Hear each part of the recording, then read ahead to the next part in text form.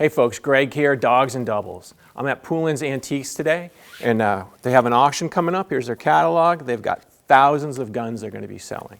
And we're here today to look at some of the shotguns that really catch my interest. One of them is this Super Fox, an HE, just an awesome American gun, one of my favorites. And from the big ones, they even have little ones like this fantastic little Francot 410. Great condition, nice little petite gun.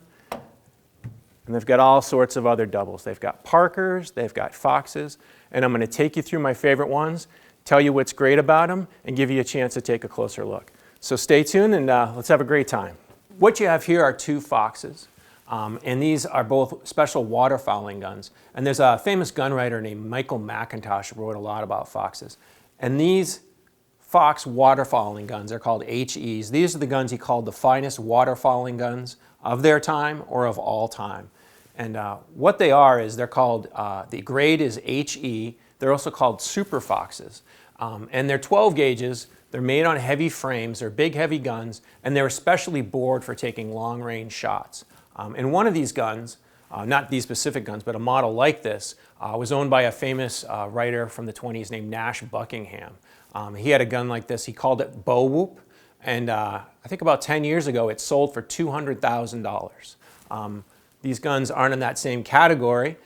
He didn't own either one, but these are still Super Foxes made by A.H. Fox. And we're going to take a closer look at them and see what makes them so cool. So the first thing that makes these guns so special is just how heavy they are. I mean, I think this one's got to be in the 9-pound category. The A.H. Fox, this is the Super Fox, the HE that we were talking about. And these are big, heavy guns, like I said, 9 pounds, full and full choked barrels. It was made to shoot 3-inch 12-gauge shells. And it was made to reach out really far and drop ducks at pretty incredible ranges. And that's what made them so special. The other thing that made them special and unique is they are Foxes. And Foxes, of course, are one of the most famous American makers. The Fox gun is a pretty simple design. It's very reliable. And one of the things that makes it so recognizable is right here, this little top hook that closes the action. Makes it nice and tight. And these guns overall, I used to have one similar to this. They're great for everything from duck hunting with non-toxic ammo, and they also make fantastic turkey guns. That's what I used mine for, and it was just absolutely killer at that. And this one would be perfect for that in that role. So this next one, this gun we have here, this is actually a Sterlingworth Wildfowler, which is a Super Fox, but these were made of parts that were supposed to go into the Super Foxes. They were left over, and Savage in the 30s, late 30s, I think like 34 to 1940, turned them into these heavy wildfowling guns made under the Sterlingworth name. They're a little different looking. Some of the styling on them is a bit different, but they're essentially the same gun.